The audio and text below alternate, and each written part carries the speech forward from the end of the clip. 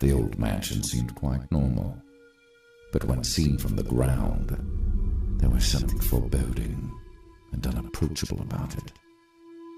Birkin, my junior by 2 years, seemed as usual to be only concerned with the document he was holding.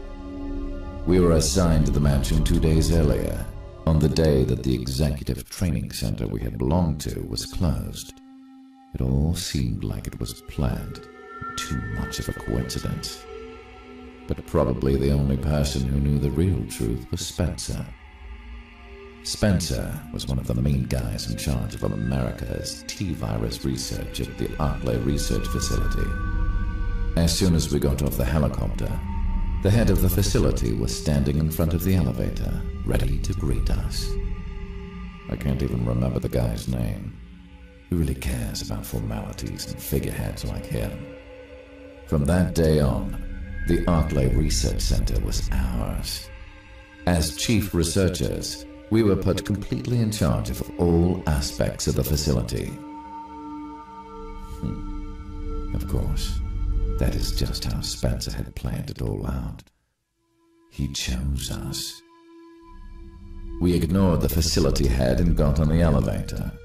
I had already memorized the building layout the day before, and Birkin, although he has no bad intentions, never really pays much attention to other people.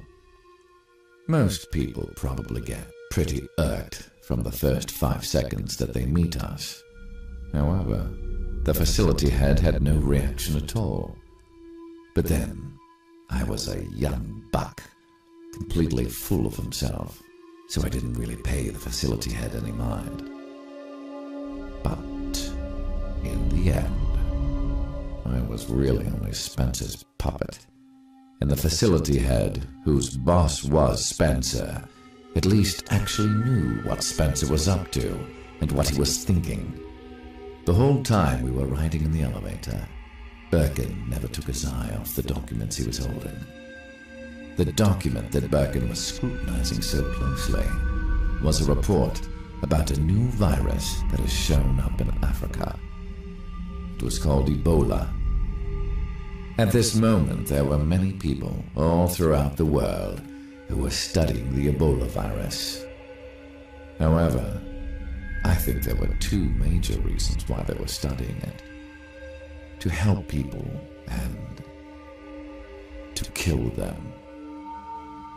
Of course, even before this, due to the Biological Weapons Prohibition Pact, it was illegal for us to study the virus as a weapon. However, even if we weren't the ones to research it, there was no proof that someone else wouldn't be doing that same thing. And so it was considered legal for us to research it, just in case. There is a thin line in international law between what is acceptable and what is prohibited. And so, it became necessary to research how the virus study information would be used as a method of prevention, but not as a weapon.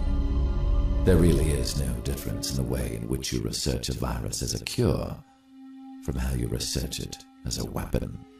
But since the two are very similar, it is possible to pretend you are researching a cure, while in fact, be researching the virus as a weapon. Even though at that time, for whatever reason, Birkin may have been looking at the Ebola report, he wasn't really researching the Ebola virus. The Ebola virus had too many weak spots. First of all, the virus could only survive for a few days, if not inside a human body. It would soon die if under sunlight, ultraviolet light, for too long. Secondly, since it kills the host too quickly, there isn't enough time to transfer, infect other hosts. Finally, the virus is only transferable through direct touch, and so it can be easily prevented. Try to imagine the following. If a person who was heavily infected, the disease had spread all throughout their body, could actually stand and walk around, and without knowing it, was in direct contact with other people of their own accord. What if the RNA of the Ebola virus could actually alter a person's genetic code? And if, through that, a person was able to carry the virus without dying? What if this person had the resilience of a monster? That is, wouldn't this person be a living dead whose body carried the virus? Something that could infect others, sort of like a living biological weapon. I guess we are lucky that the Ebola virus doesn't have the potential to do such things. I wonder if we will be successful in holding out to such a virus without it getting into the wrong person's hands. The Arklay lab, headed up by Spencer, was built for that purpose, it seemed.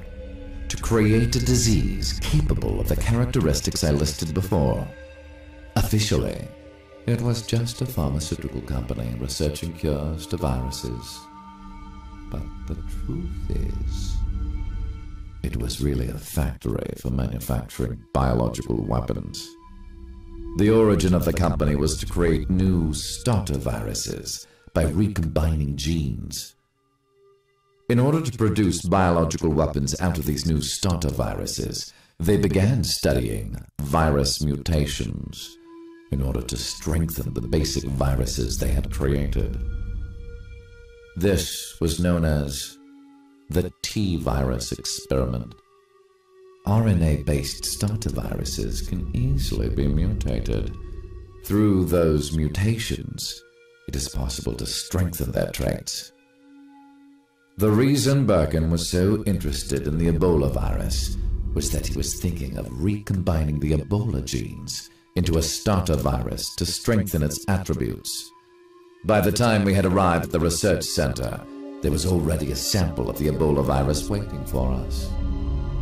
We changed elevators several times, finally reached the upper level of the complex. When we arrived, even Birkin looked up. It was the first time we had met her. We hadn't heard a single word about her before. She was a secret of the utmost confidentiality at the research center, and they didn't let any information about her out of the compound. According to the records, she was at the research center from the very moment it was first built. She was 25. But we didn't know her name, nor why she was here. She was to be used as the experimental subject host for the T-virus. The day we began the experiment was November 10th, 1967. We did T-virus experiments on her for all of 11 years. Birkin mumbled something. Maybe they were words cursing our situation. Maybe they were words of praise. In any case, we had come to the point of no return now. We had two choices: to succeed in our research, or to lay here rotting like she was. Of course, that meant we really only had one choice. She was bound to a pipe bed, and something about her made me think, had this been a part of Spencer's plan all along? July 27th, 1981. Today, a 10-year-old girl was sent here as a chief researcher from Umbrella's Antarctica research facility. Her name was Alexia Ashford. I was 21. Birkin was 19. As annoying as it was, the whole Arklay complex was rampant with rumors of Antarctica Alexia. Nobody talked about anything else. She had been at Umbrella for a long time. The older guys at Umbrella knew the legendary Ashford name. Before we ever reached a dead end in our research, one of the old-timers would say, if only Professor Edward was still alive. If I remember correctly, Edward Ashford was one of the people who first discovered the starter virus and who originally planned creating the T-virus. However, He died soon after Umbrella was founded. It's been 13 years since his death, so is there really anything to gain by having high expectations of the Ashford lineage? And in fact, the Antarctic Research Center founded by his son hadn't yielded a single result. Don't people know the limits of Alexia's smarts? She is only Edward's grandchild, after all. But from the day she came, our worthless, good-for-nothing subordinates began to say, "It's a good thing Alexia is here." She may be from a famous family, carried great genes within her, but nonetheless, I knew it was going to be a real hassle having subordinates with such a lack of good judgment. It's idiots like that who, if they accidentally stuck their foot in a bucket, wouldn't be able to move or figure out what to do unless someone told them. At least I could still tell the difference. However, if at that time I would have gotten upset about the whole thing, it would have just slowed down our progress on the T-virus research. Unless you can keep your cool and still be decisive no matter what the circumstances, then success will always evade you. At that time I was thinking this: by making good use of the past, then we could definitely yield good results. And if some of those old-timers, who feasibly could die at any second, then they would make great test subjects. After all, do you think it is possible to stand above the people if you can't rationally use their human resources well? However, the problem was Birkin. The way he reacted to the Alexia rumor was terrible.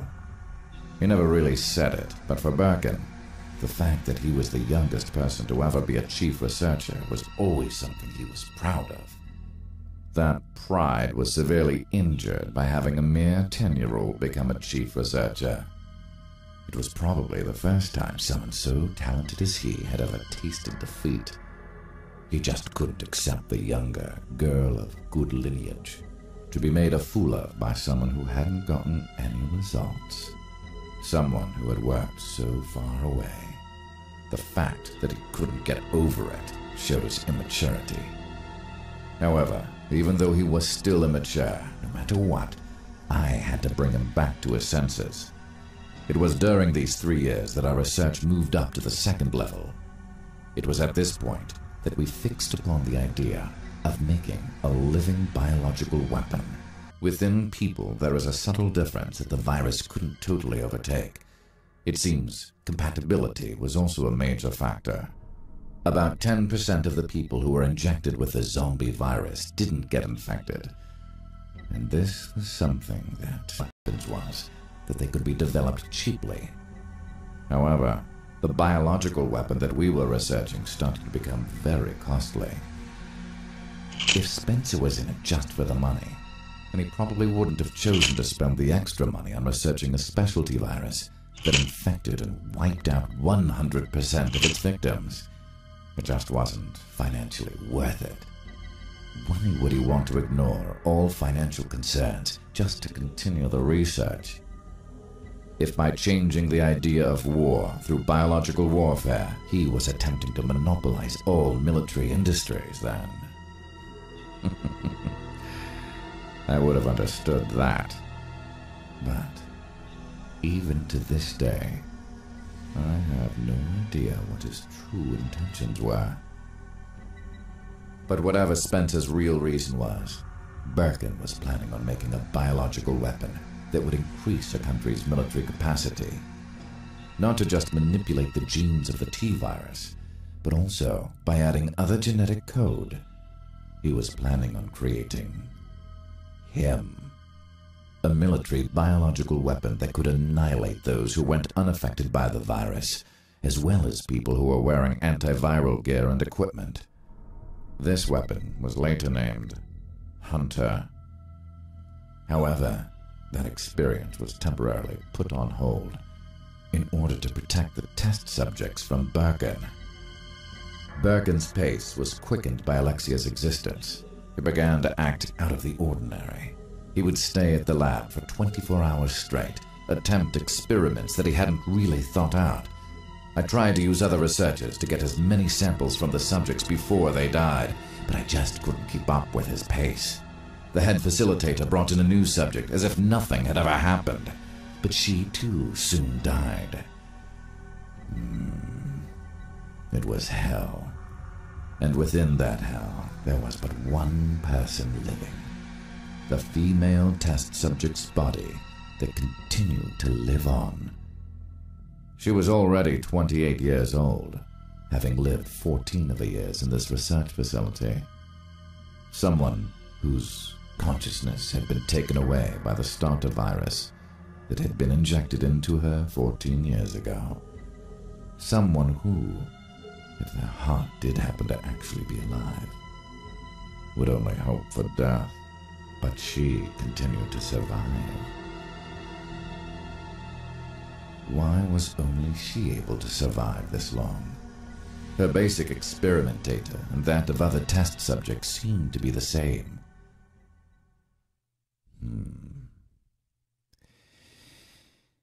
It would still take a long time for us to solve this riddle.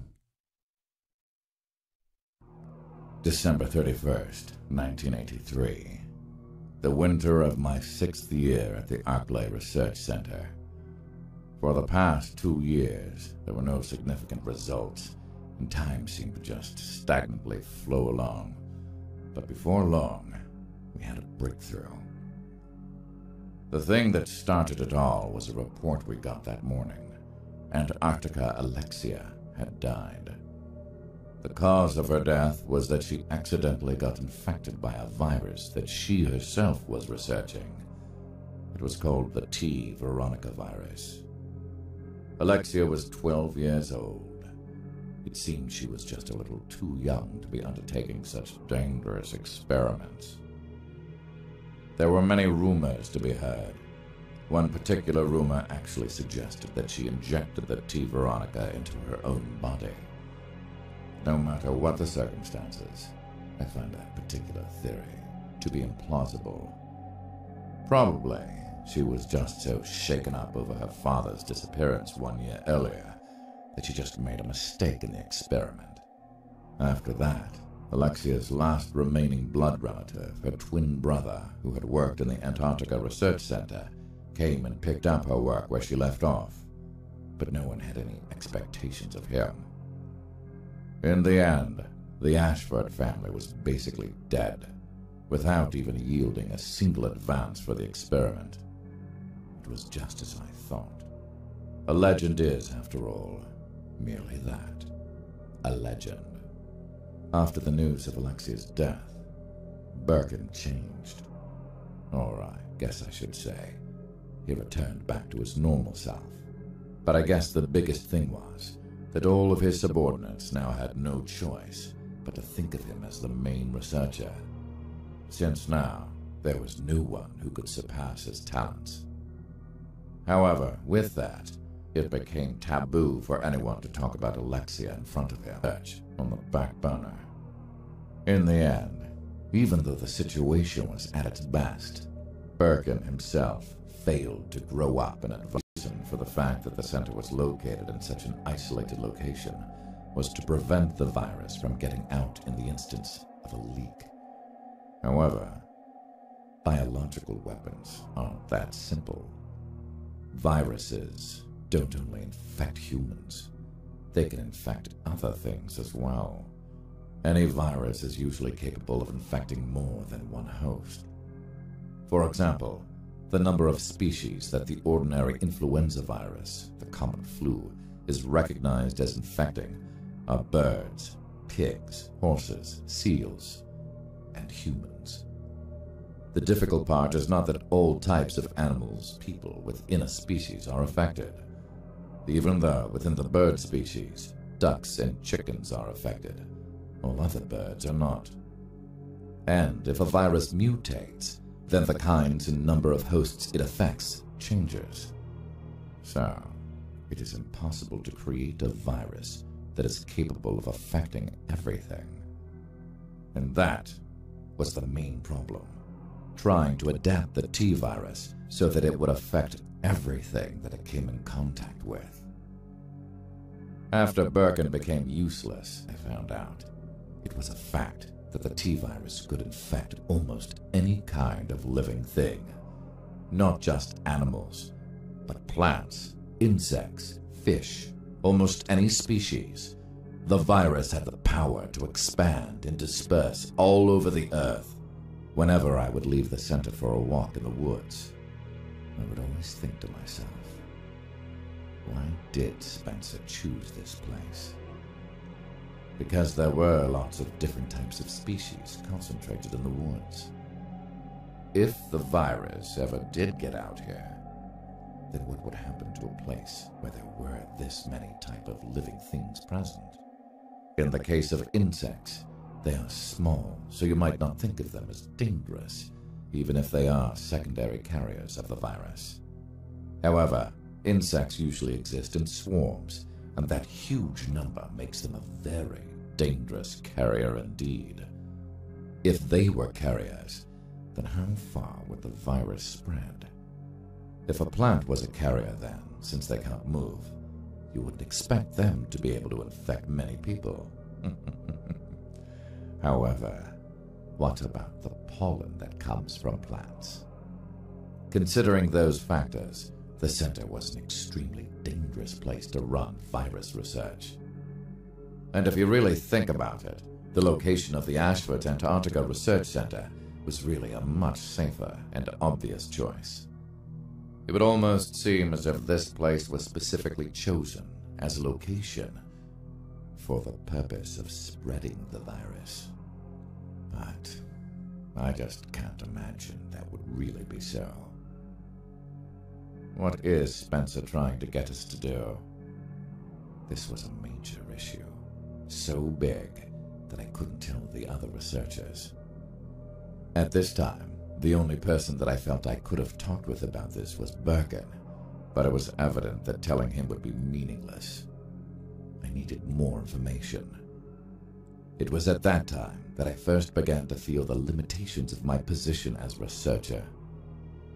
I needed to get myself a position that had more access to information that would reveal Spencer's true objective.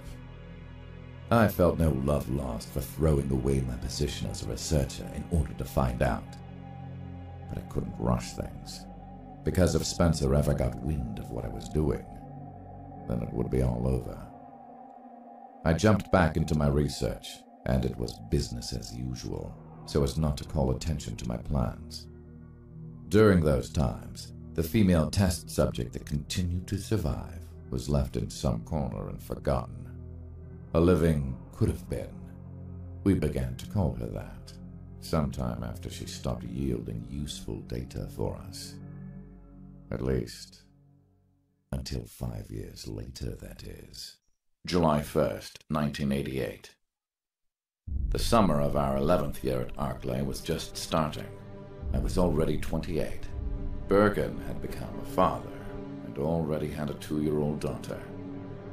His wife was one of the researchers that worked at Arklay. You would normally think it hard to understand someone wanting to get married and raise a child, all the while doing the research. But it is said that only non-ordinary people ever continue to do research at Arklay. Only the crazy ones ever succeeded here. And so, after 10 long years, our research finally reached the 3rd stage. To create a living biological weapon that was a soldier, that would follow strict orders, obey its program, and have intelligence. It was the so-called tyrant, basically a monster that we set out to create. However, there was a major obstruction to our research back then. Finding a basic body for Tyrant. The biggest problem was that suitable bodies for Tyrant were, at that time, genetically very limited. The source of the problem lay in the nature of the T-virus. The T-virus mutation used to create zombies and hunters could be used on just about any human, but it would also cause a decline in the subject's brain capacity. If the subject didn't have a certain amount of intelligence, then it couldn't function as a tyrant. Birkin tried solving the problem by picking out new mutagens that would keep down the wear and tear on the subject's brain, so long as the subject fit the tyrant profile. However, the number of people that had suitable genetics to accept the tyrant cells were very limited. In a genetic analysis simulation, it was found that only 1 in 1 million had the genetic makeup to become a tyrant. Any other person would merely become a regular zombie. If we could have continued with our research, then I'm sure we could have found a way to make a different type of T-virus that could change more people into tyrants. In order to do that research, we first needed people that were perfectly suitable for the new mutation. The odds of us being able to bring one of those few people living in America that fit the profile was extremely low. In the end, the only thing they were able to do was to, by force, bring a few close contenders in from other labs. Even before we had the chance to start our research, it seemed we had already hit an obstacle. At that time, I heard a rumor about another location in Europe, where they had already reached the 3rd level of producing a living biological weapon, using a method that no one had thought of. It was known as the Nemesis Plan. In order to change the stagnant working pace and conditions, I took it upon myself to get a sample of one of the subjects from that plan.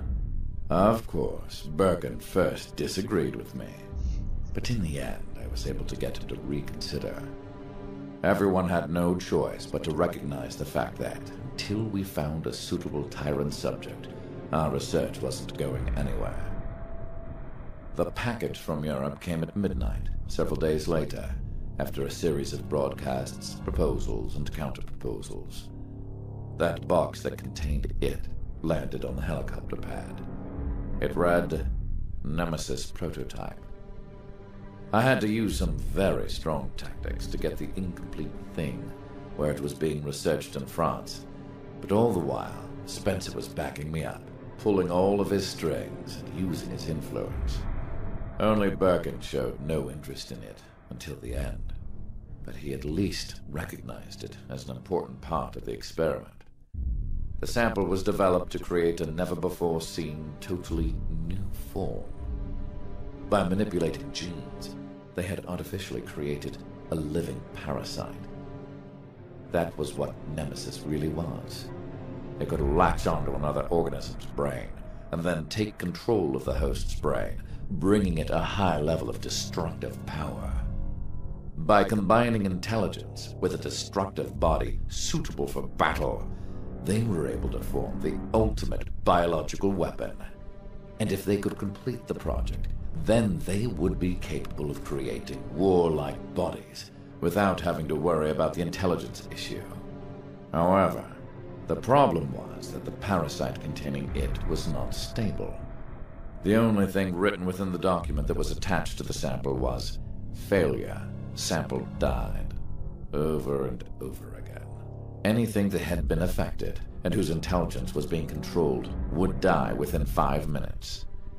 We all understood that messing around with the incomplete prototype was very dangerous.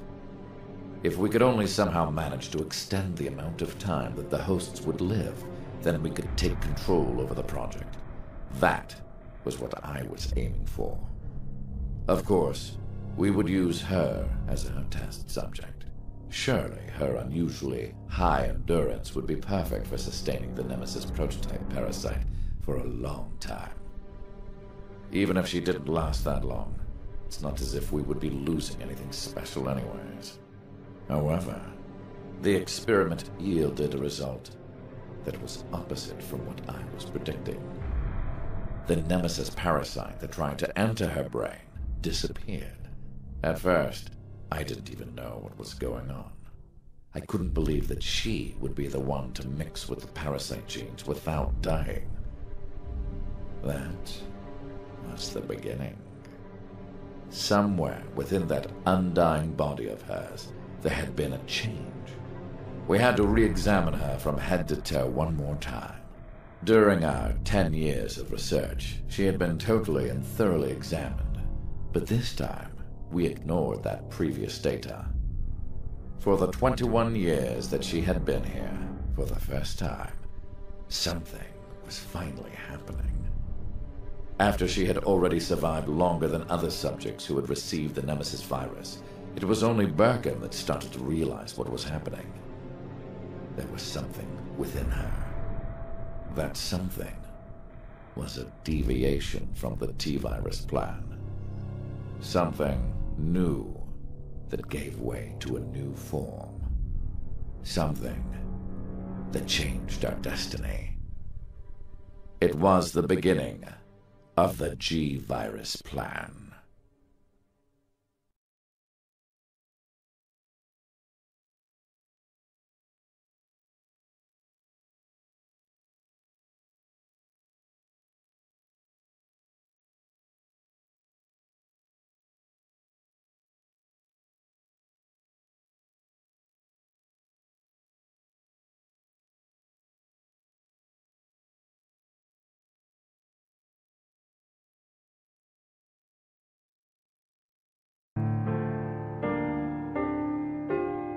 A Midwestern town in America, Raccoon City.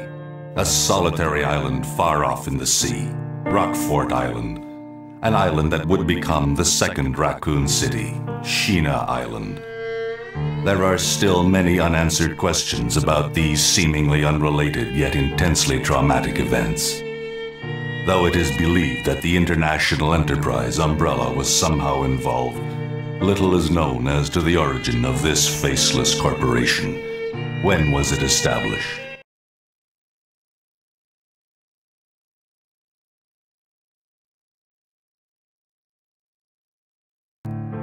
July 31st, 1917. A Midwestern town in America, The first time Raccoon I visited City. that.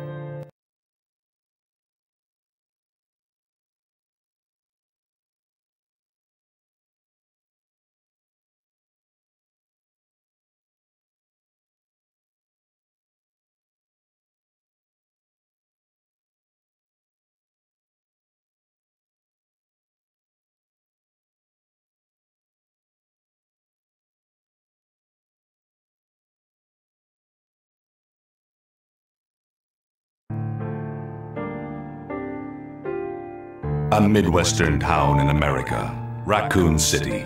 A solitary island far off in the sea, Rockfort Island. An island that would become the second Raccoon City, Sheena Island. There are still many unanswered questions about these seemingly unrelated yet intensely traumatic events. Though it is believed that the International Enterprise umbrella was somehow involved, little is known as to the origin of this faceless corporation. When was it established? By whom? And how was the T-virus created? To uncover the truth, we must delve deeper into the events which transpired in the beginning, before the mansion incident.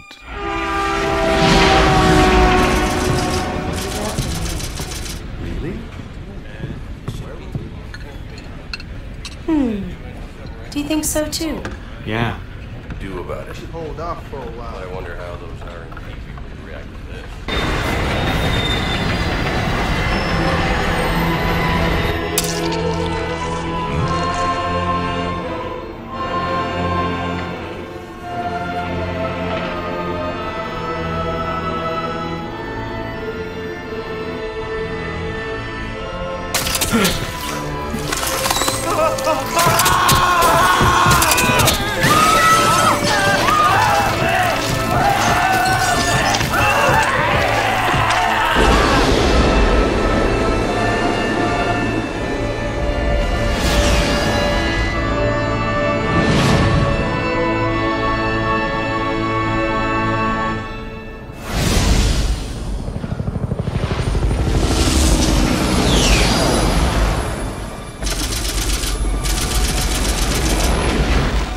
Began as a simple investigation of some bizarre murders in the suburbs of Raccoon City. Nothing in our training could ever have prepared us for the nightmare that ensued. We never stood a chance. What's going on? Engine failure! Emergency landing!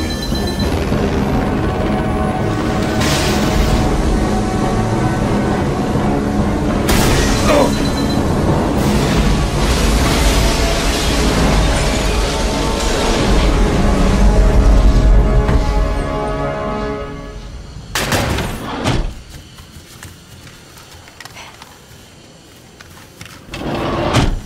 check the current position and investigate the surrounding area.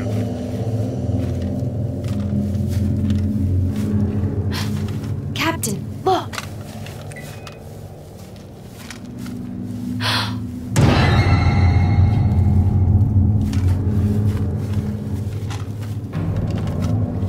Captain! What happened?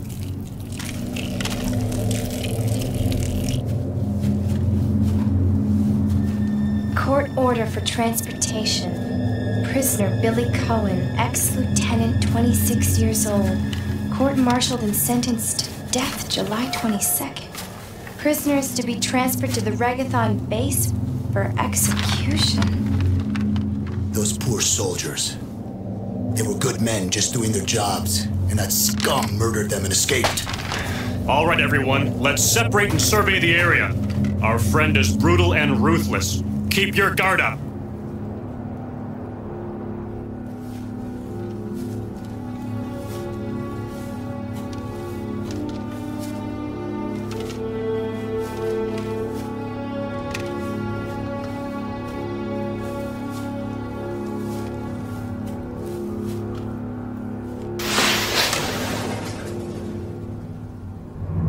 A train.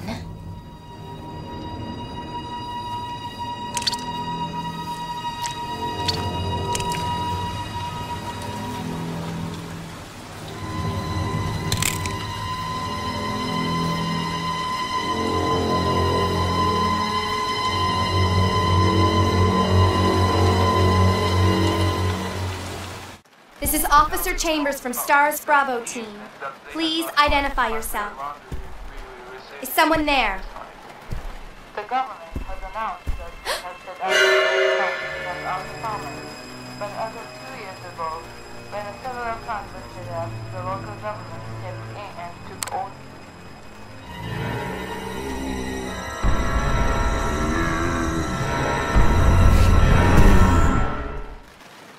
What just happened?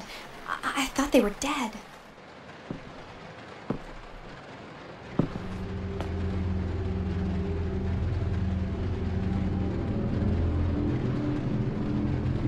Billy.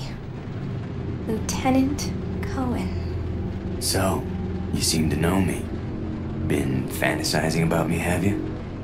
You're the prisoner that was being transferred for execution. You were with those soldiers outside. Oh, I see. You're with STARS. Well, no offense, honey, but your kind doesn't seem to want me around, so I'm afraid our little chat time is over. Wait! You're under arrest! No thanks, Dollface. I've already worn handcuffs. I could shoot, you know.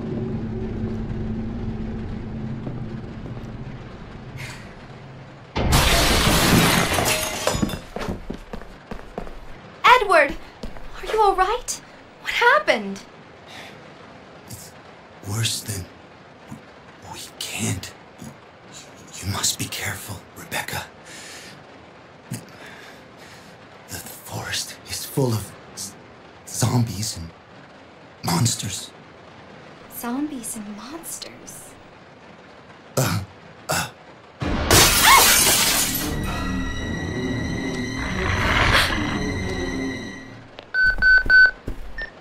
This is Rebecca. Over. This is Rico. What's your location? Over. Enrico! Hello! Can you read me? Please respond. Rebecca, I can hear you. Now listen up. We've obtained detailed information on the fugitive from a document found in the wrecked wagon. Billy Cohen killed as many as 23 people. Over. 23 people. We have also confirmed that he was institutionalized, so keep your guard up. Can you hear me, Rebecca? Over. Stay alert, Rebecca. He wouldn't think twice before killing you. Enrico! Captain! Hello? Hello!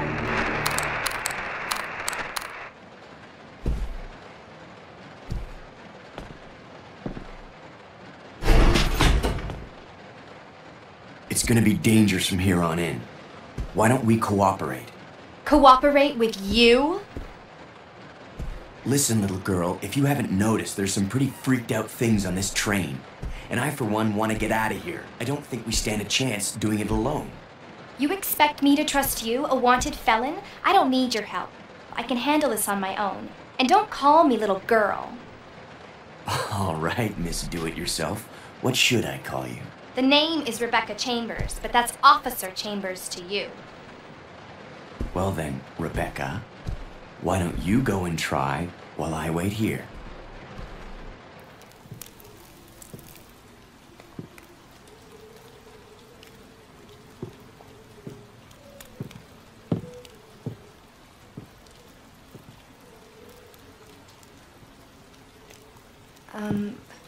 Excuse me, sir. Sir.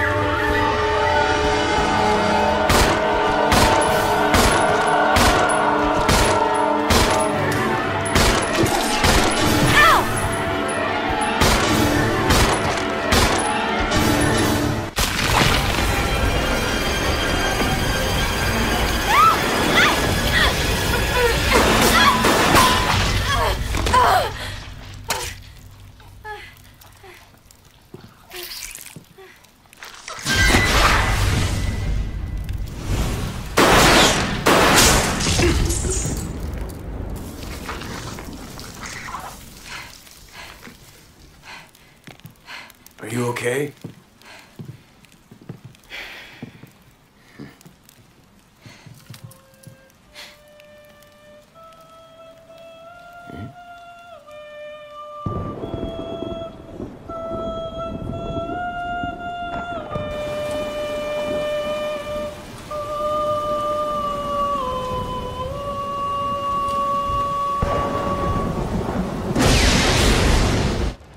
Who is that guy? What's going on? Who's controlling the train? Go and check out the first engine car. Listen, we gotta cooperate with each other from now on. You got that? Well, I don't... Clue in, girl. Or maybe you like being worm bait. All right, but you just remember, I will shoot you if you try anything funny. Fine. Now take these with you. If you find anything, give me a call, all right?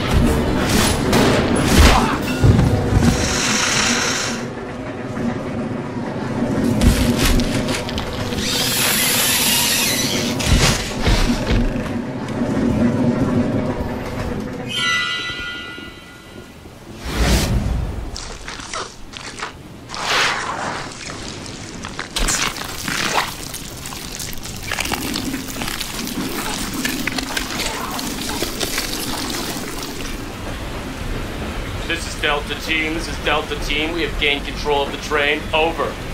Understood. This does not make any sense. How was the T-virus leaked? And why did it contaminate both the lab and the mansion, as well as a train almost 3 miles away? That's irrelevant. We must make sure no knowledge of this gets out. Destroy the train. Completely. How far away are you from the nearest branch line? About 10 minutes to... What happened?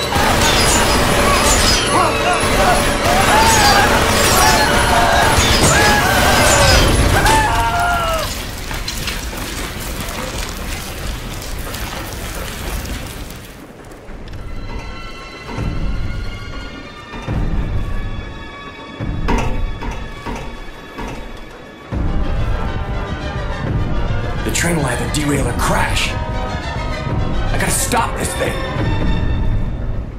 I'll go over to the back deck and manipulate the control panel for the brake. You stay here and apply the brake when ready. Okay. Rebecca! Huh?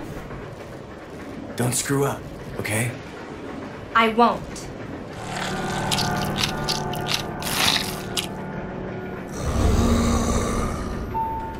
Edward! No!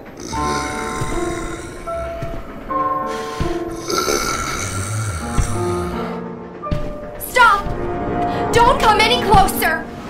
This is Rebecca. I have engaged the control device for the brake. Over. Roger, I'll put the brake on now.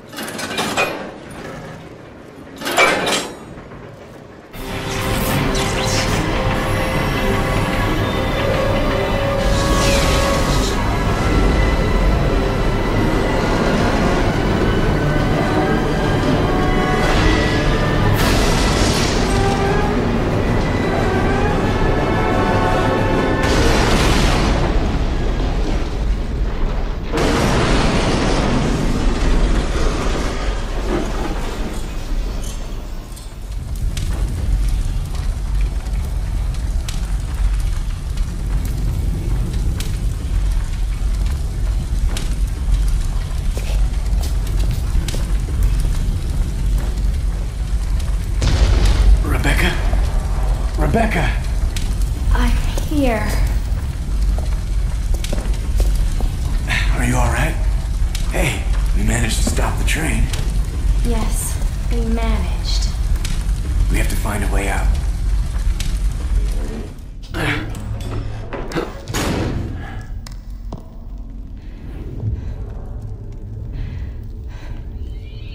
The Umbrella Research Center?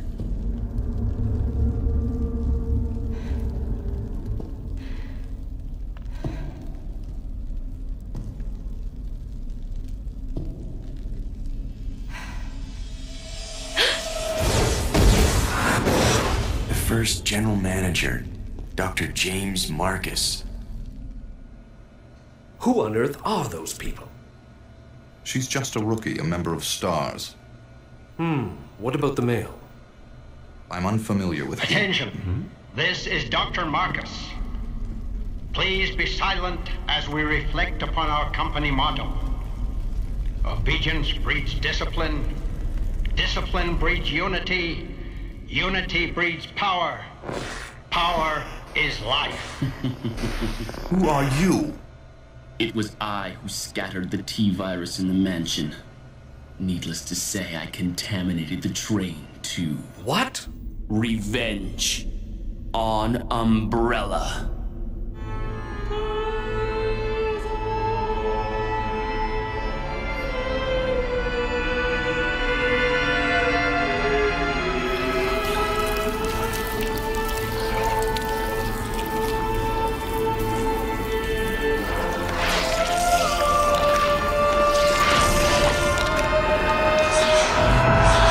Dr. Marcus? 10 years ago, Dr. Marcus was murdered by Umbrella. You helped them, didn't you?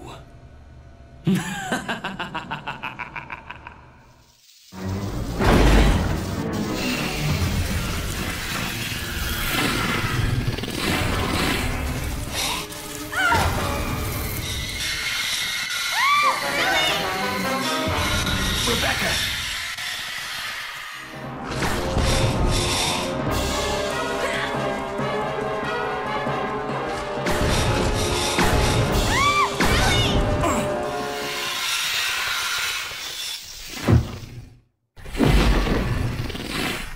Rebecca! Are you all right? Yes, thank you. I'm almost there. I'm glad I could be of service. Time to go inside.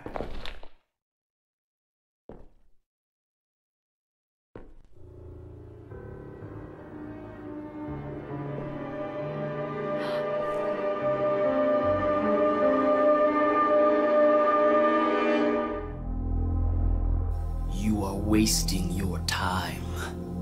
I have already claimed this place for myself, which means you are trespassing. And I am very territorial.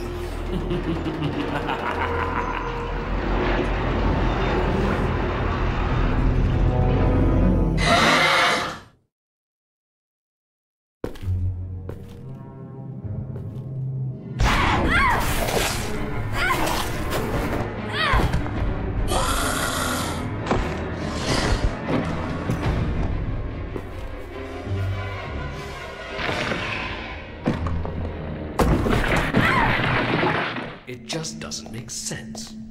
Do you honestly believe this to be the real identity of that crazy young man? Impossible.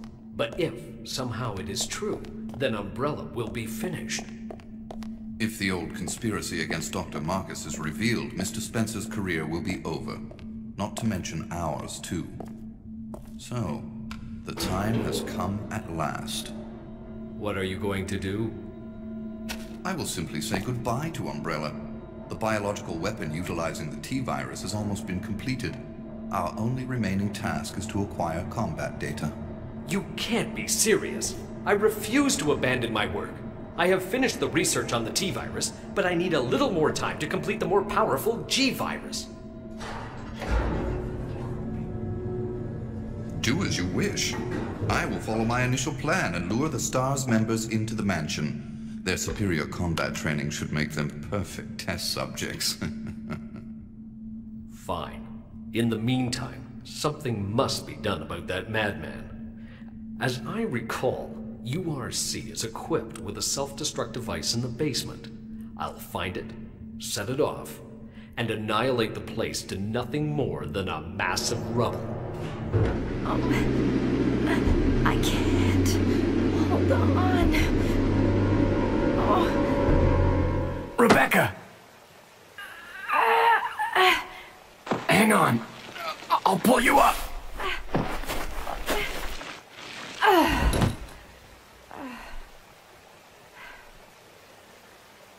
Thank you. Don't mention it. Just keeping my word. We promised to cooperate with each other. Remember?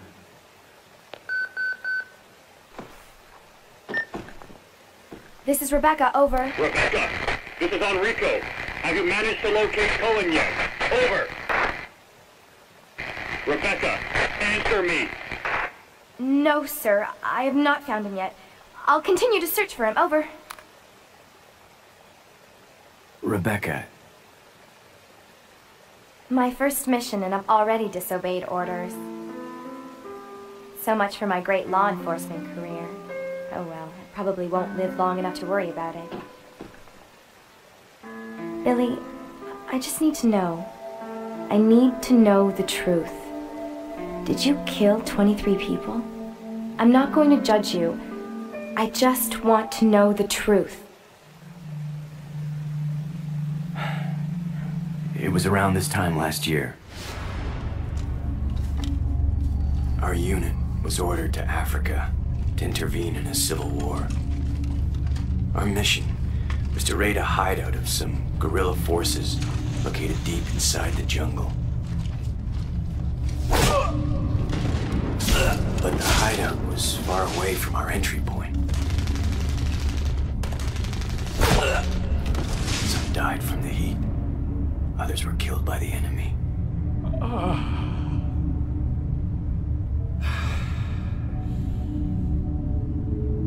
In the end, only 4 of us survived.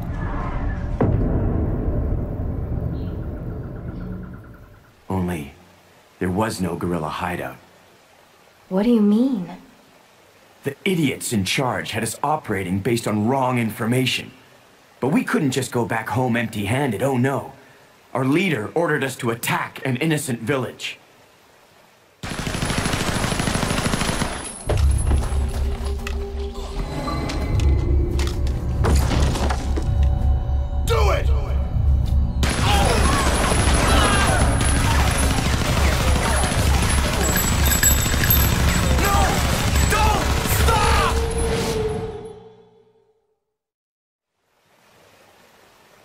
Did you execute those innocent people?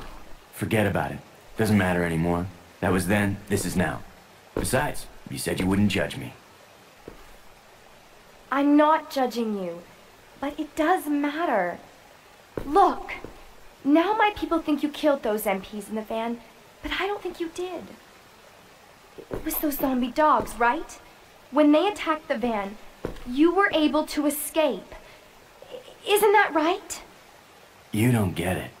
I've only got two choices left. Either report to the Marines and serve out my sentence, or keep on running for as long as I can. That's all.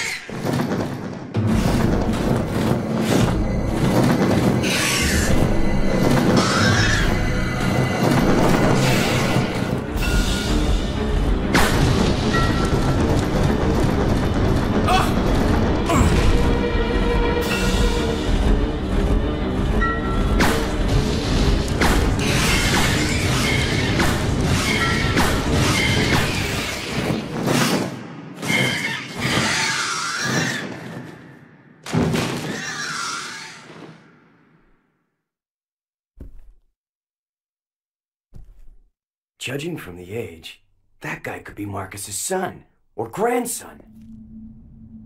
Maybe I could use this. Rebecca here, over.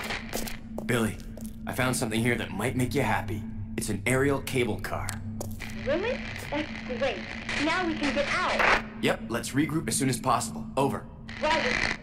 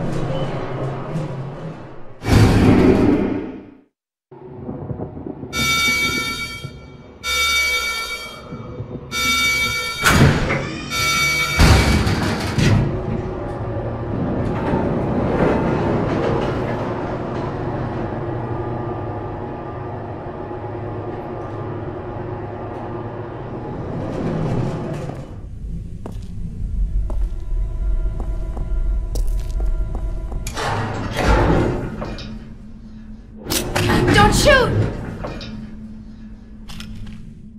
You're alive. Are you okay, Rebecca? Where is everybody? They should have arrived here before me. Haven't you seen them? That's unfortunate. If we go straight from here, we should arrive at an old mansion which Umbrella uses for research. Come on, let's go. Wait! I've got to find Billy. Billy Cohen? You mean you found that criminal? Yes, but we got separated and... No point worrying about him. He won't make it. Come on, let's go. Sir, please. I need to find him. Don't worry, I'll catch up with you. Rebecca... All right. Just be careful. I never saw him again.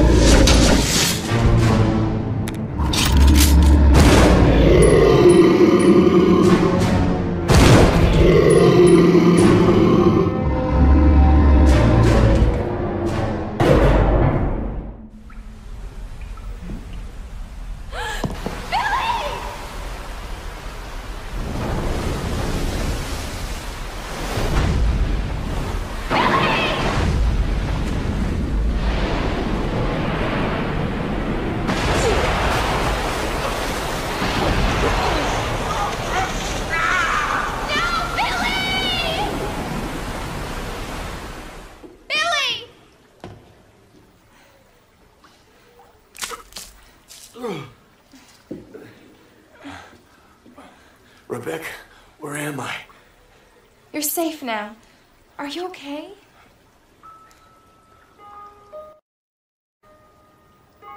Hmm?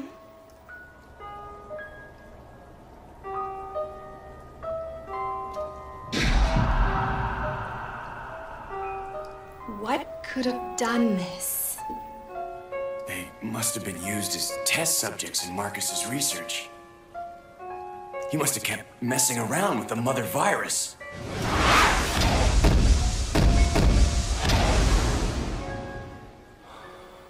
Billy?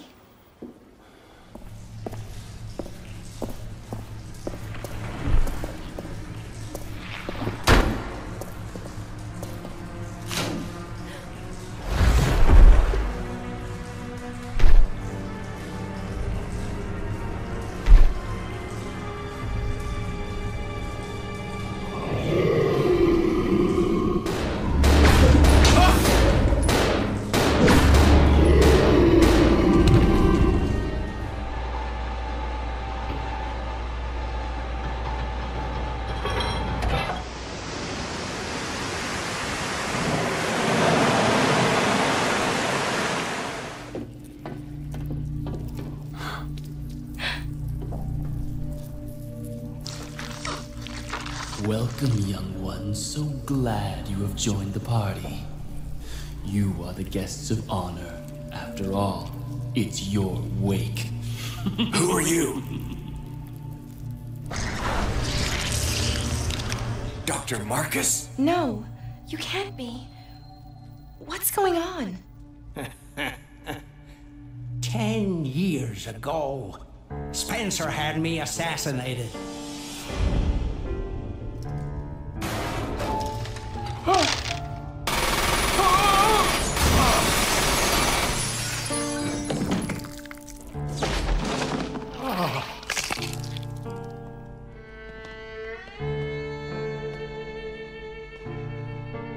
Oh, time to die, Doctor. I will take over your research. Wesker, Birkin.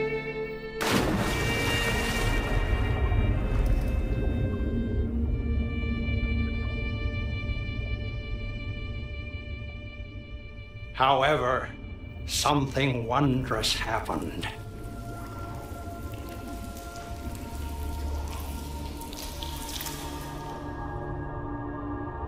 It took the T-virus inside of my queen years to procreate my new life.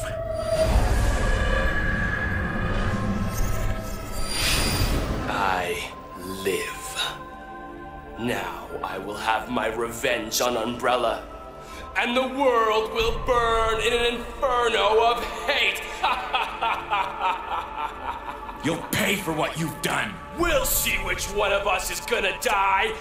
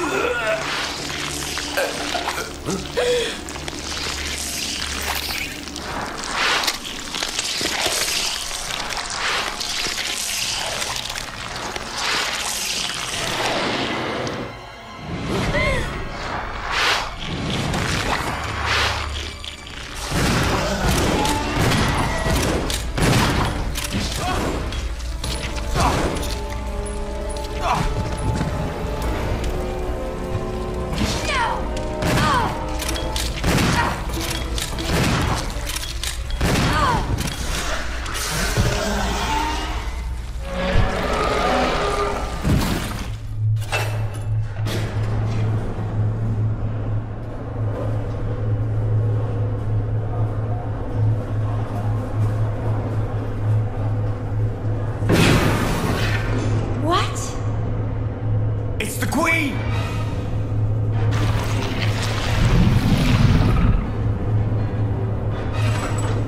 The self-destruct system has been activated. All personnel evacuate immediately. Repeat. Who activated the self-destruct system? Come on, can't this thing move any faster?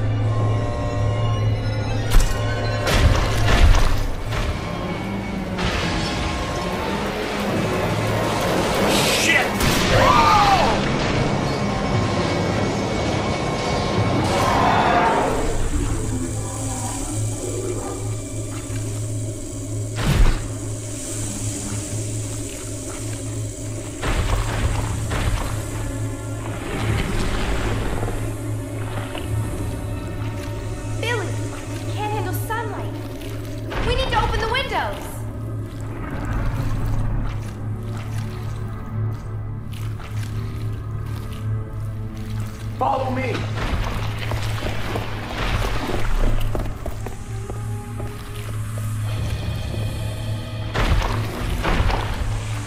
You work on the windows.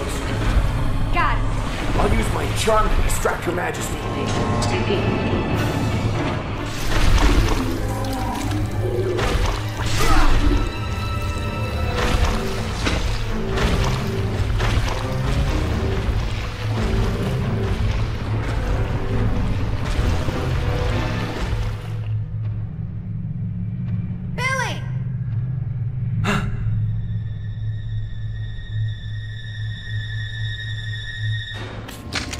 Hey, Queenie!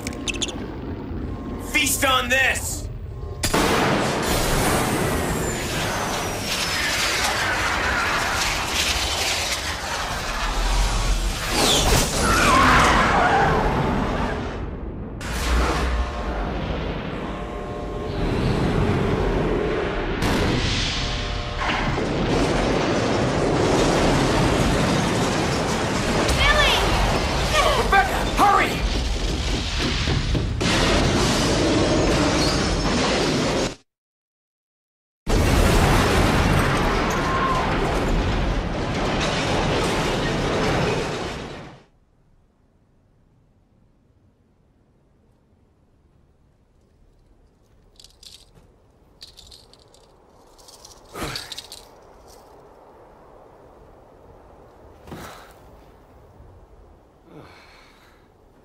Hey, that must be the old mansion that Enrico was talking about.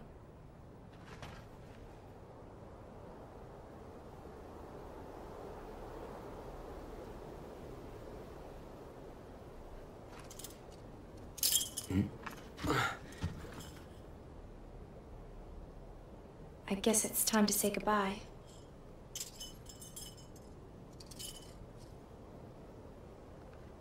Officially, Lieutenant Billy Cohen is dead. Yeah, I'm just a zombie now.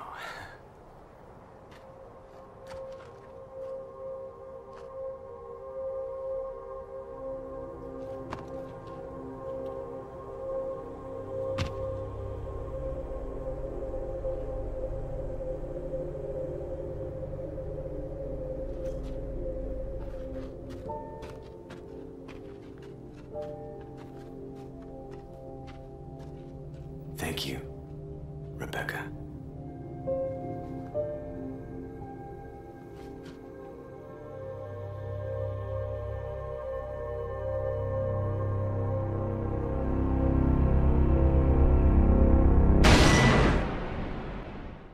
The plans to reuse the management training facility were scrapped by Marcus's unfortunate outburst. Not only that, but the incident appeared to spread the virus to the area surrounding the mansion, causing a biohazard outbreak. It is time to abandon the sinking ship that is Umbrella.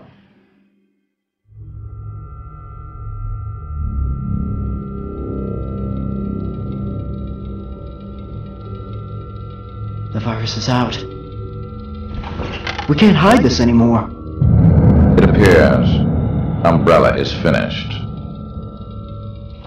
You're just gonna walk away? Our research isn't complete. We can make a more powerful virus. Do what you like. The T-virus is near completion and only needs test data. That is why STARS is in place. I will bring them into the mansion.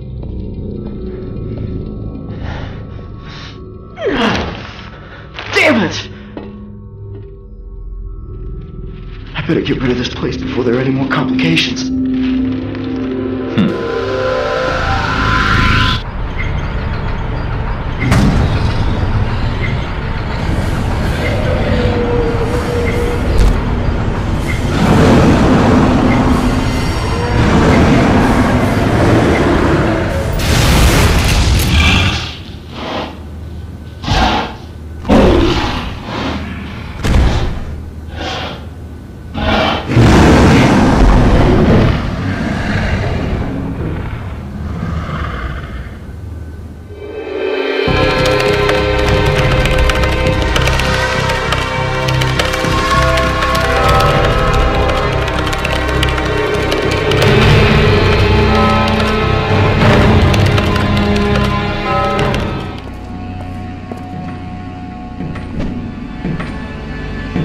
Where might you be going, comrade?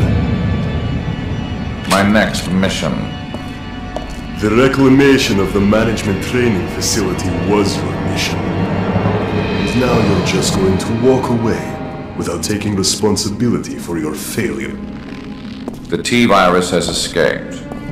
I will detonate the facility and dispose of it. Comrade, don't forget who's in charge. You can't just do what you feel like.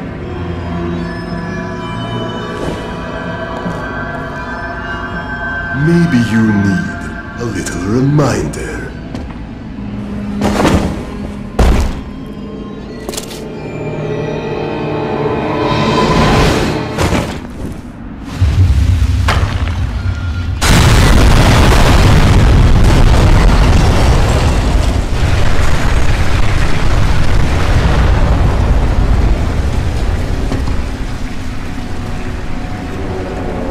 I guess he didn't like his lesson. Fine. We have the Talos retrieval to take care of anyway. Everything for Umbrella. My pursuers left behind. I regrouped with the STARS Alpha team. There was no time for delays. Umbrella's command structure was in motion, and the real struggle was about to begin.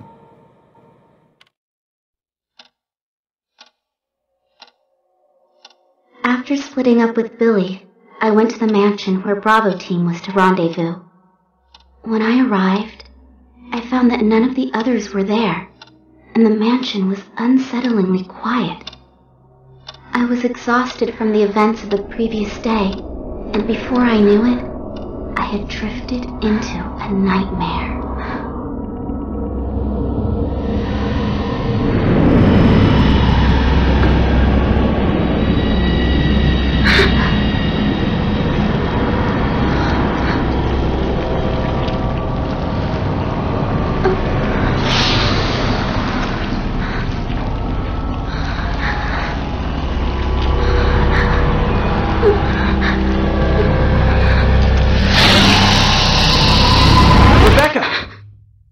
Richard.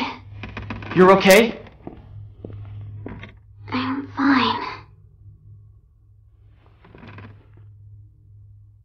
We were fighting some monster, and Edward's dead. I see. It's not much better on my end either. We got attacked by those things and had to split up.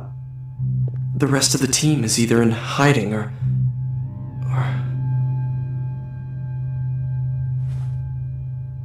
We just have to find Enrico. He'll know what to do. What a horrible first assignment, huh? First, we have to get to someplace safe.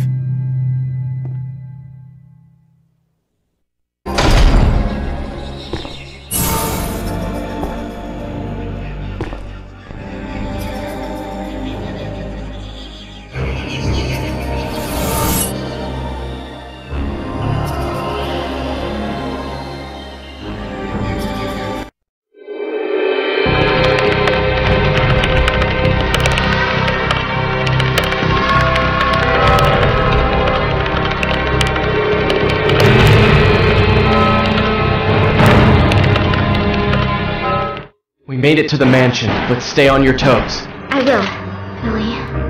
I hope you're okay.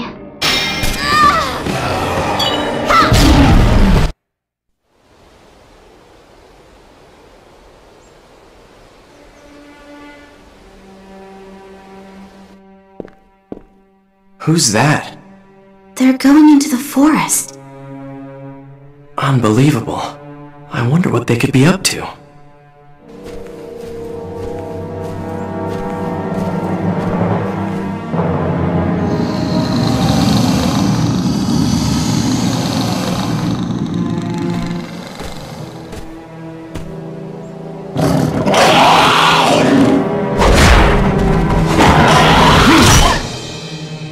Let's move. Yeah.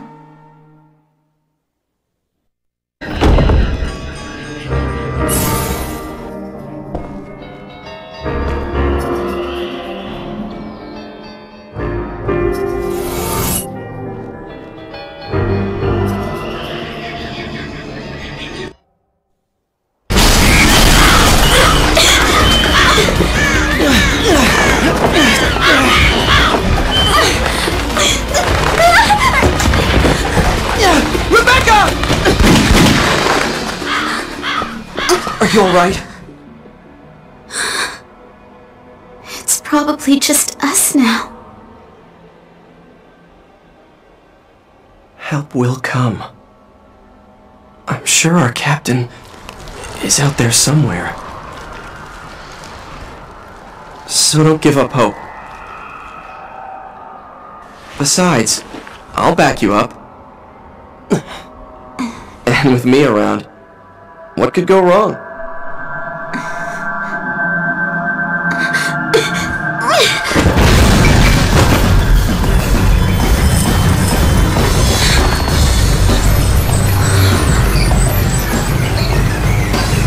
What is that thing?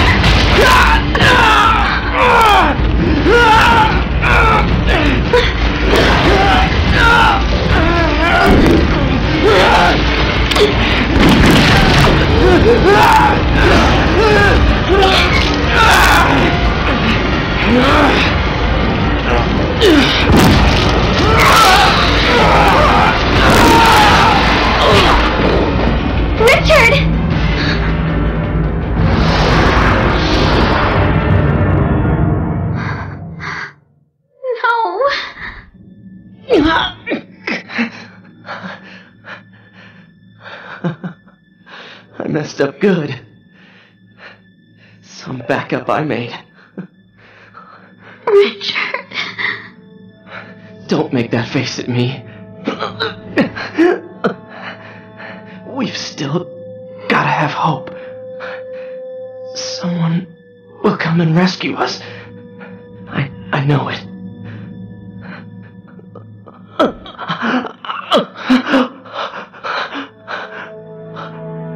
I hated how hopeless I felt, seeing Richard lying there, wounded. I had to be stronger. I had to fight, and I had to survive. No matter what happened, I'll prove I have what it takes to survive.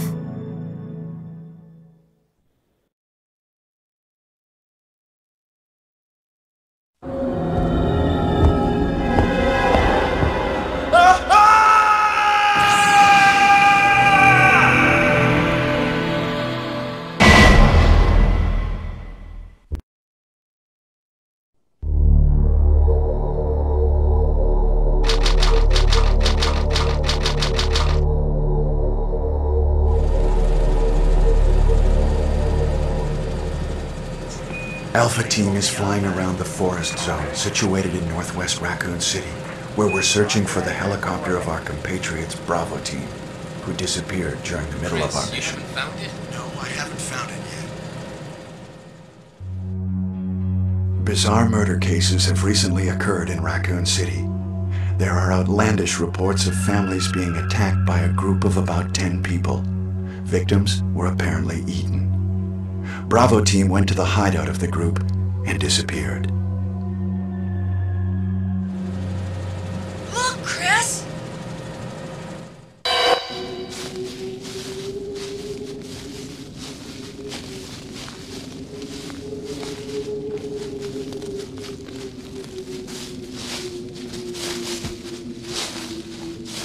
It was Bravo Team's helicopter, Nobody was in it. But strangely, most of the equipment was still there.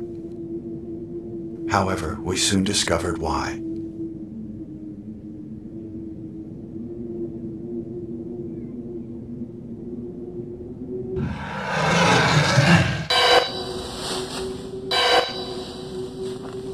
Hey!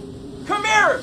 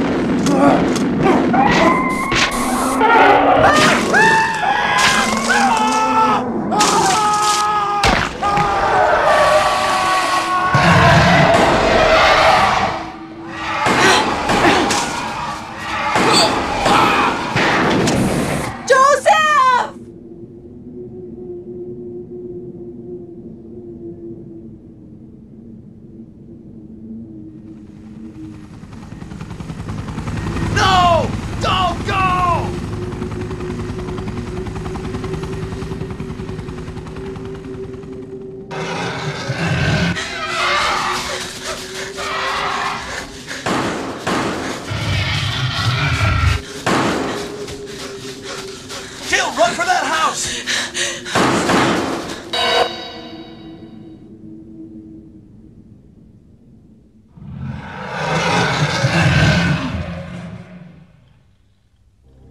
There are only 3 STARS members left now. Captain Wesker, Jill, and myself. We don't know where Barry is. Chris Redfield.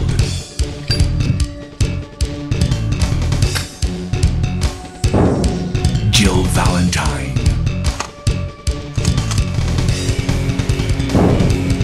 Barry Burton.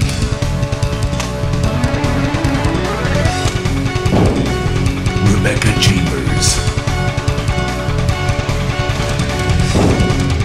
Albert Wesker.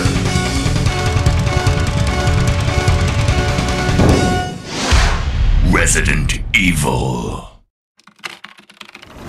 Alpha Team is flying around the forest zone, situated in northwest Raccoon City, where we are searching for the helicopter of our compatriots, Bravo Team, who disappeared during the middle of their mission. Found it yet? No, not yet, Brad. Bizarre murder cases have recently occurred in Raccoon City. There are outlandish reports of families being attacked by a group of about 10 people. Victims were apparently eaten. The Bravo Team was sent in to investigate, but we lost contact. Look, Chris! Bravo Team's helicopter was a derelict.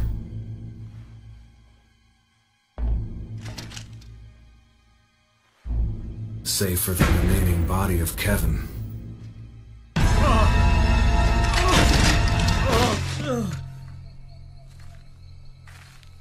We continued our search for the other members, and it turned into a nightmare.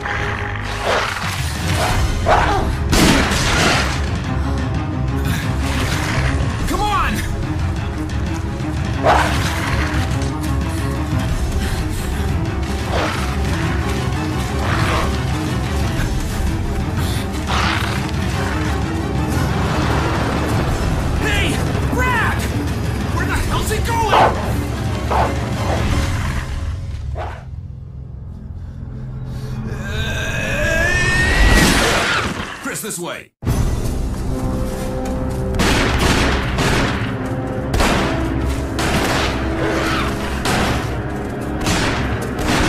Damn it! Make for that mansion!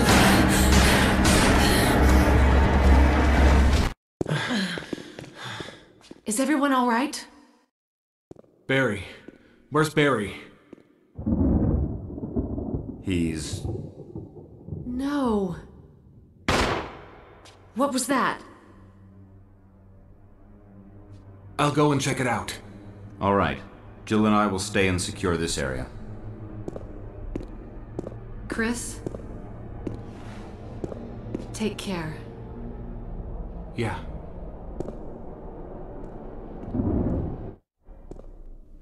That gunfire. I'm counting on you to investigate, Chris. You got it, Wesker.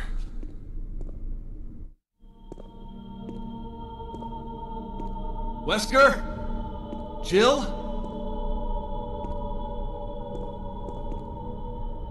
Where did they go?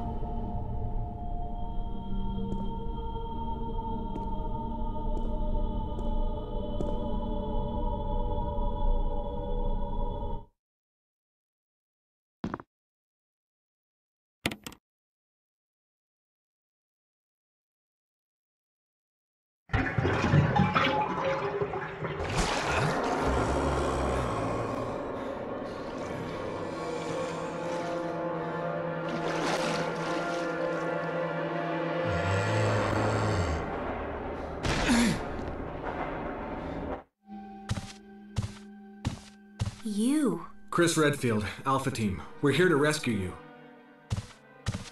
Richard, what the hell happened to you? Chris, this place. Get your team out of here. Demons everywhere. Don't talk. He seems to have been bitten by a poisonous snake, but the size of the bite mark is huge. It's not just any ordinary snake. Take my word for it. He needs serum. I left it in another room. I'll go get it. Please hurry. Hold on. I'll be back.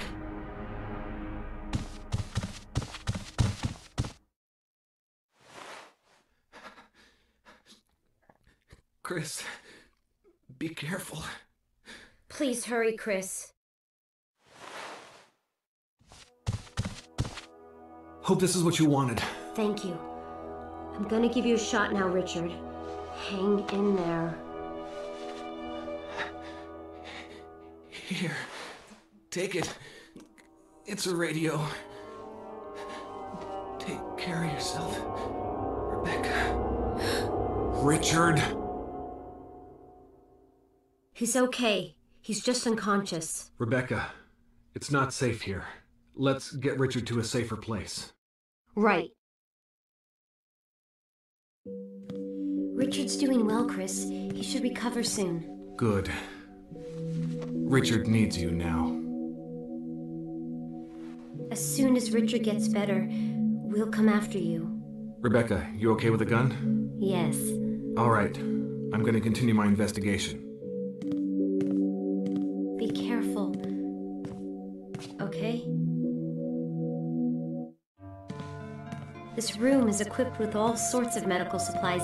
I could pretty much treat any wound. Want me to treat your wounds? Yeah, would you?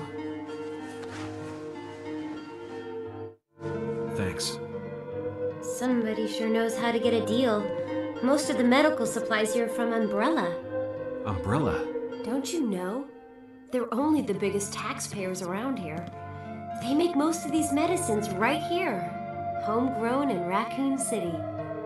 But there's not much left, so take care of yourself. Are you okay? Want me to treat your wounds? Well, this is it. We're out of medicine. Don't do anything I wouldn't do. No, I'm okay. But if something should happen to me, I'm counting on you. No problem. But we're very short on medical supplies, so take care of yourself.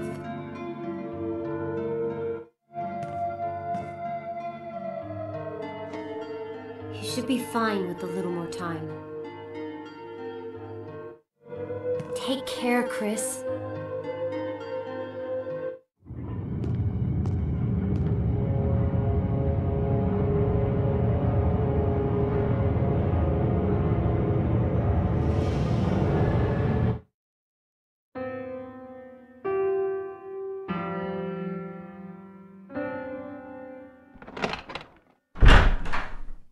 It's me, Chris. Rebecca. That sounded like Moonlight Sonata. Can you play?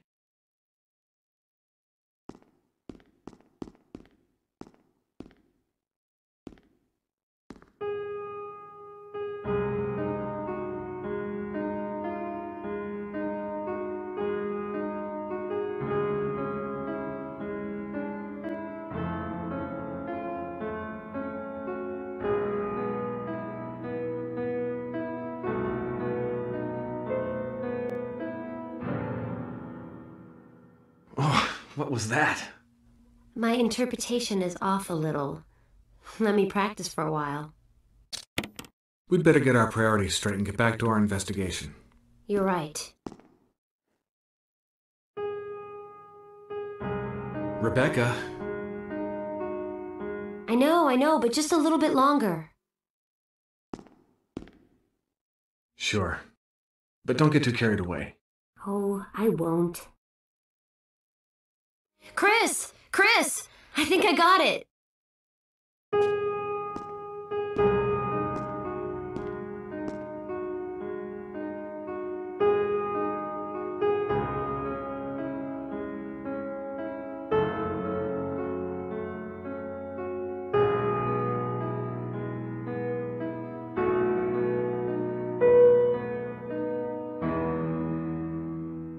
Practice makes perfect. What's this?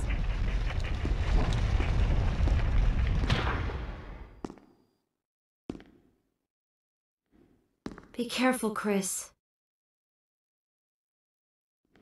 Were you all right in there? Yeah.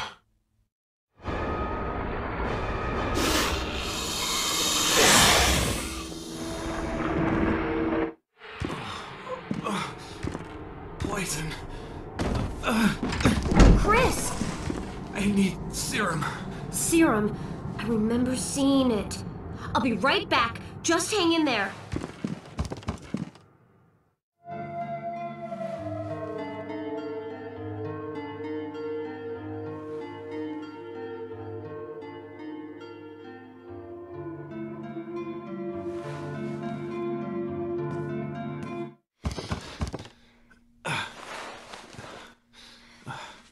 How are you feeling?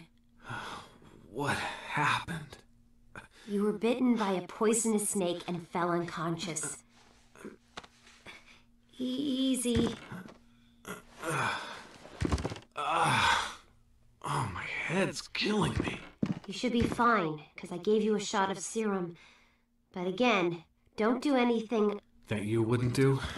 I'll try to remember that. I owe you one. Oh, thank God I made it in time.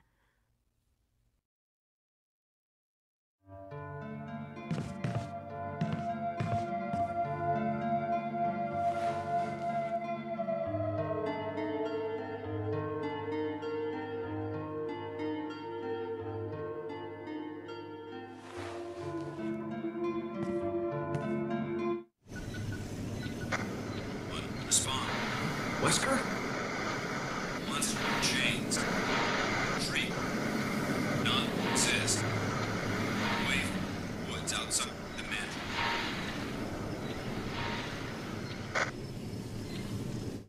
This is Brad. Come in, Stars Alpha Team. Come in. Does anybody hear me? This is Chris. This is Brad. Stars Alpha Team. Bravo Team. It doesn't matter. Respond. I repeat, this is... Brad! This is Chris! Brad? Damn! Thing's broken. Richard!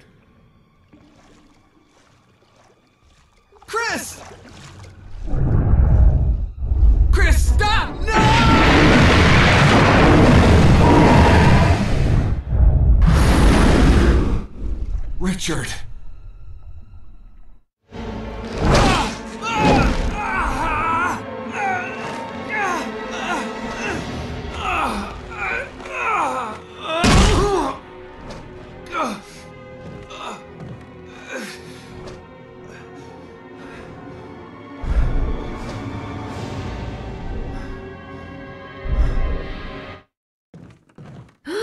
Oh, you scared me.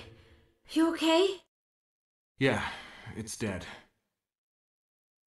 But... Richard... he's... gone.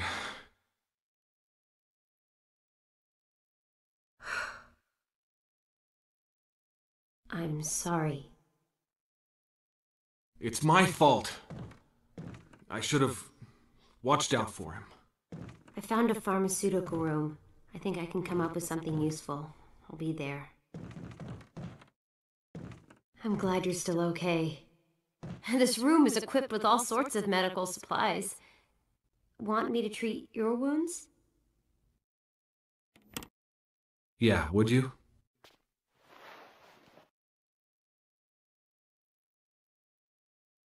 Thanks.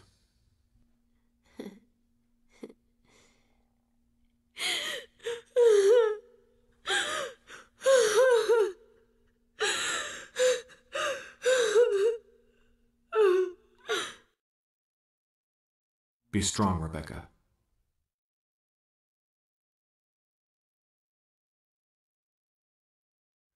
Are you okay? Want me to treat your wounds? No, I'm okay. Be careful, Chris.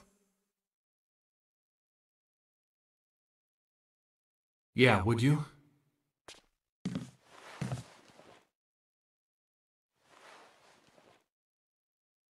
Take care, Chris. Wesker? Chris, you're alive. My words exactly. Where's Jill? Thought you were with her. Yeah, I know. We got separated. I see. Anyway, we better find a way out of here before we turn into zombie food. Got any suggestions, Wesker? We should get a better grip on the situation. There must be areas still to be explored in that other mansion. Chris, I want you to check them out one more time. I'll continue my investigation here. Sure thing.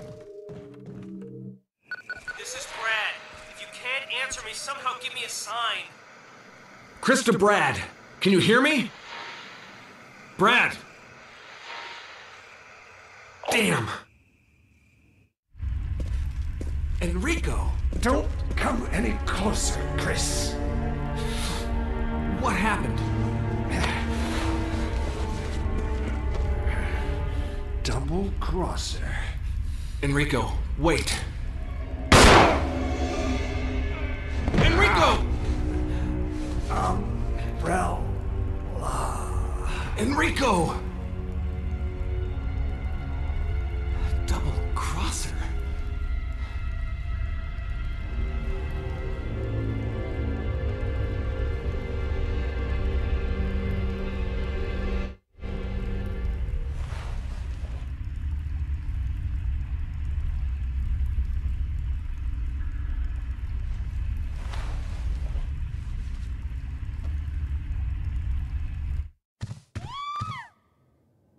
Rebecca! Is she upstairs?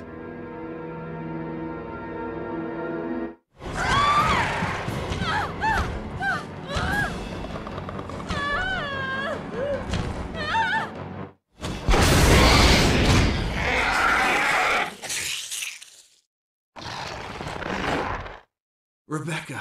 Chris! You okay? I didn't mean to get you worried. We can't stay here any longer. We have to get to the others and find a way out of here. You with me? Yes. Then I'll go ahead. Until then, Rebecca, you're on your own. Stay cool and use your better judgment. Got it? I can handle myself. Good luck. I didn't mean to get you worried. You're a bit of a mess-up. Chris, take a piece of the action. I'll investigate this area a little further. Chris? Jill. Chris, Wesker's the... I know.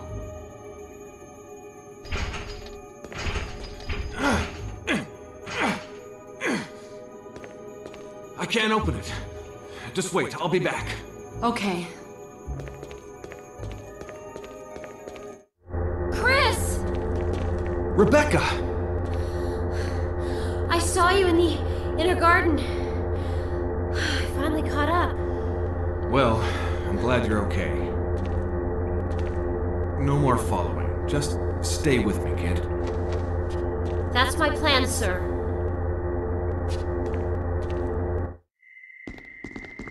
Wesker.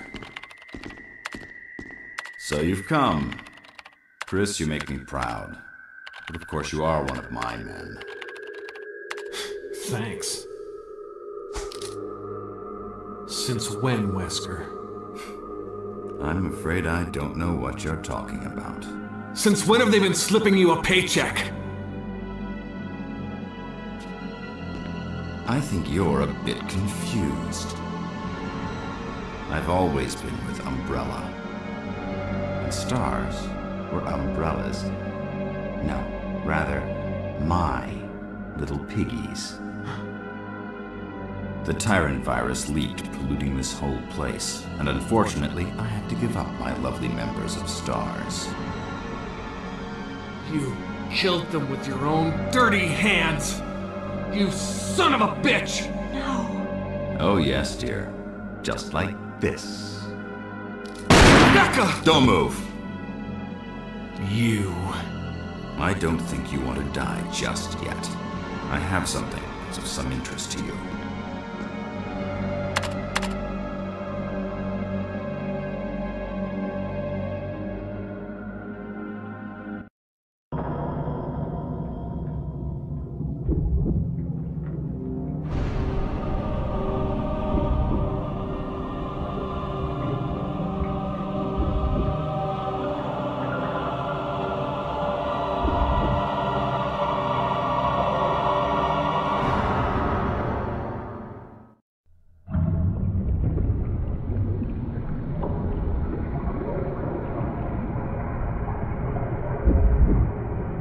The ultimate life form. Tyrant.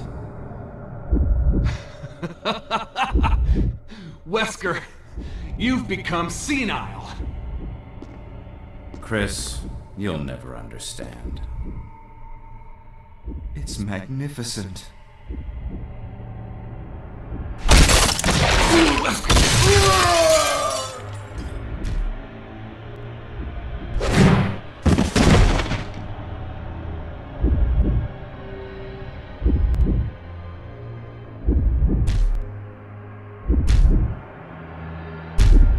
Come on, you test tube freak.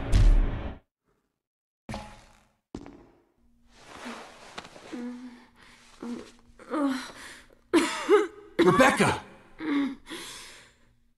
Chris. It's a good thing you were wearing your bulletproof vest. There's nothing left for us to do here. Let's get moving. Okay. Chris? What is it? I found a file in the lab. Apparently, there's still a lot of Tyrant virus here. We should blow this whole place up. Right. The show must go on. I'll leave that up to you, Rebecca. I'm on it. I'll start the self-destruct system I found a little while ago. It's not like we're out of this yet. I'll see you on the outside. Outside. Self-destruct system has been activated. All personnel must evacuate immediately. Deactivating and releasing all logs. Jill, sorry I made you wait. I knew you'd come. Let's get out of here. Let's get going! System has been activated. This is Brad. We're running out of fuel. This is your last chance. If there's anyone alive, give me a sign. I repeat, this is your last chance. 3 minutes to detonation. The self-destruct system's activated. Good work! Brad's up in the helicopter. Those things are coming. I'll take care of them. But... Chris, you just get in contact with Brad somehow. Okay.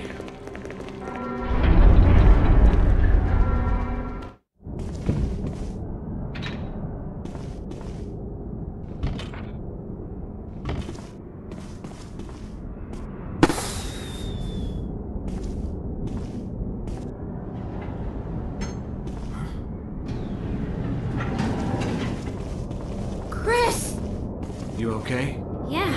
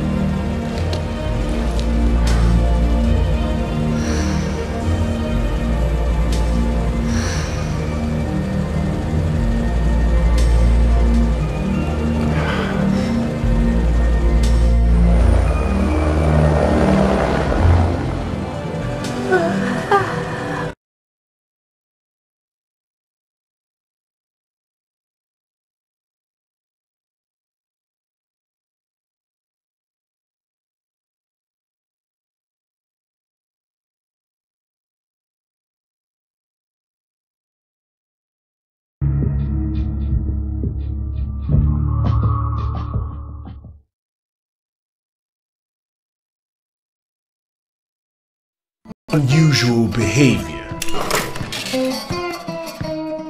Barricade your homes. Avoid all contact with infected individuals. Wait for official instructions.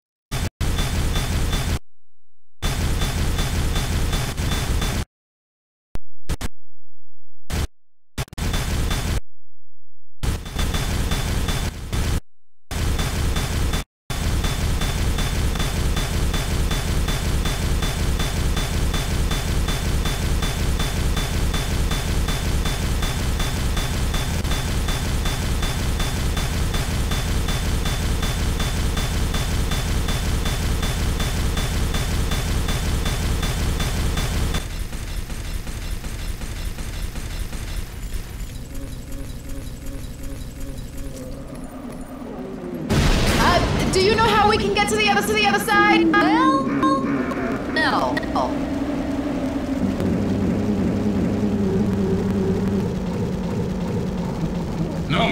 No, ma'am.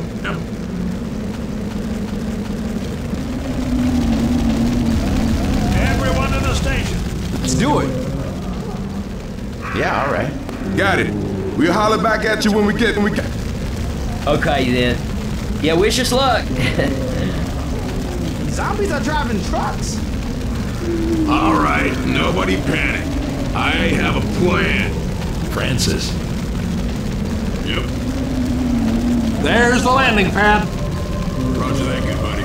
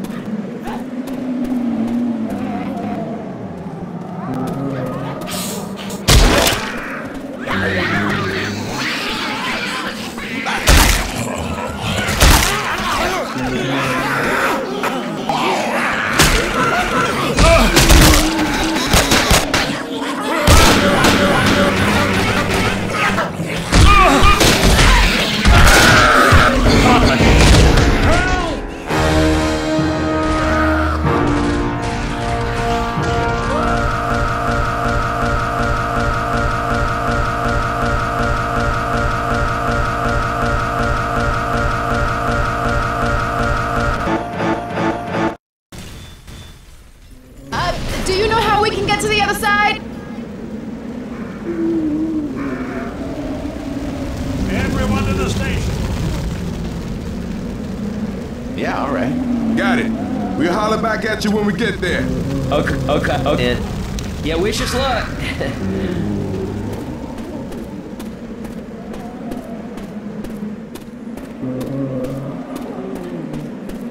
Francis.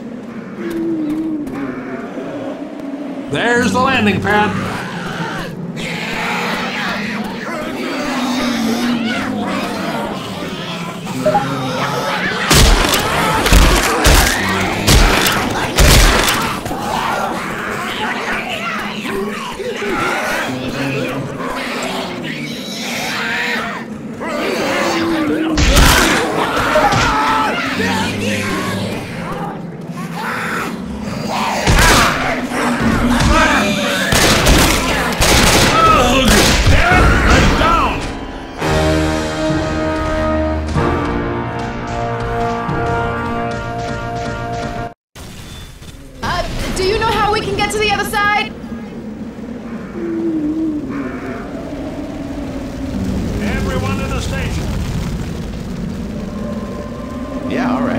Got it. We'll holler back at you when we get there. Okay, then. Yeah, wish us luck.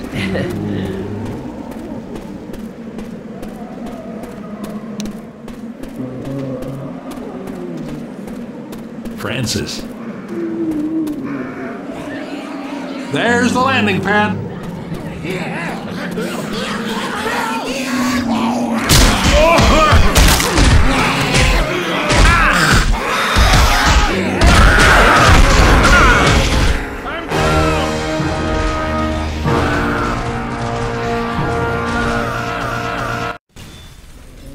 Do you know how we can get to the other side? Everyone to the station. Yeah, all right. Got it. We'll holler back at you when we get there. Okay, then. Yeah, wish us luck.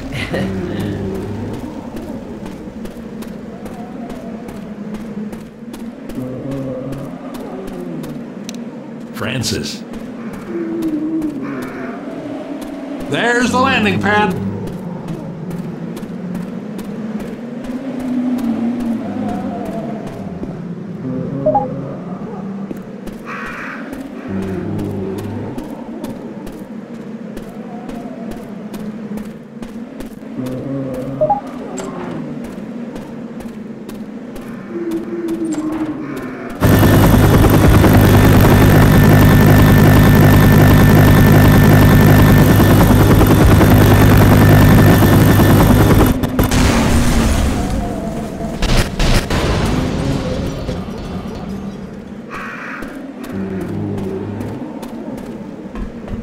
I don't believe this.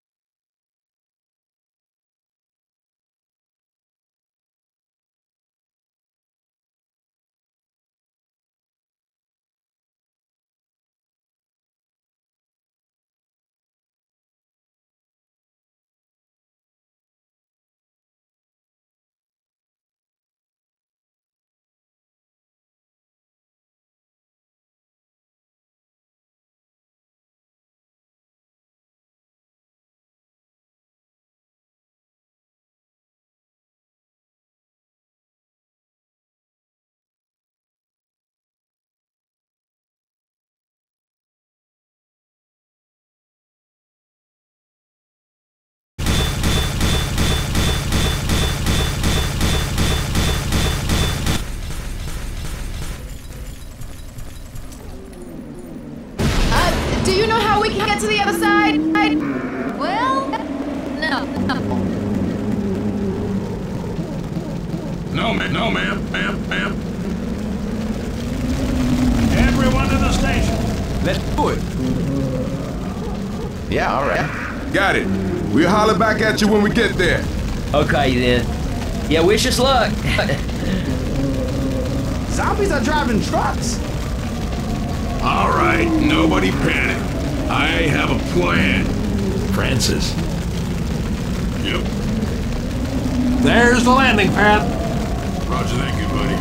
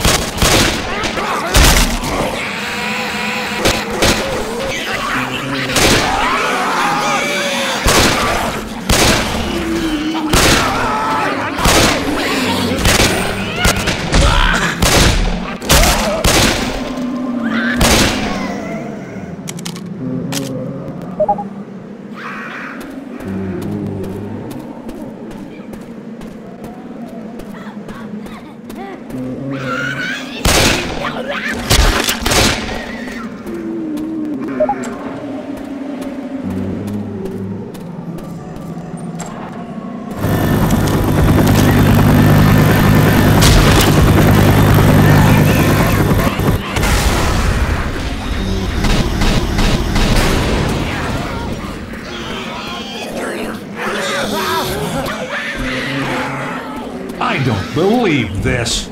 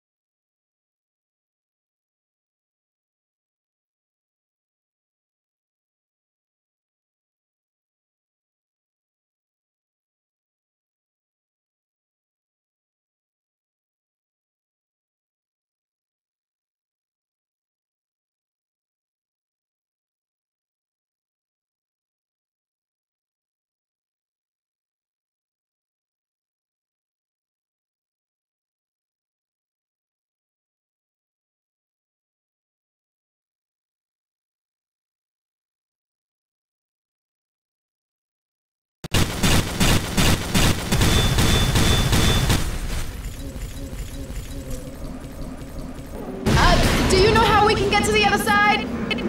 Well, no.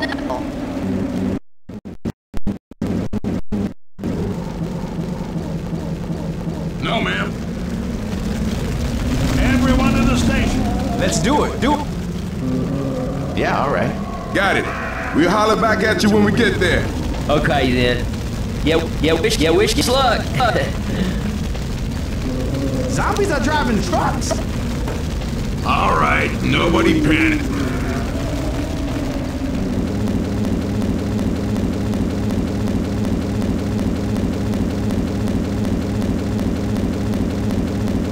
Francis. There's the landing pad.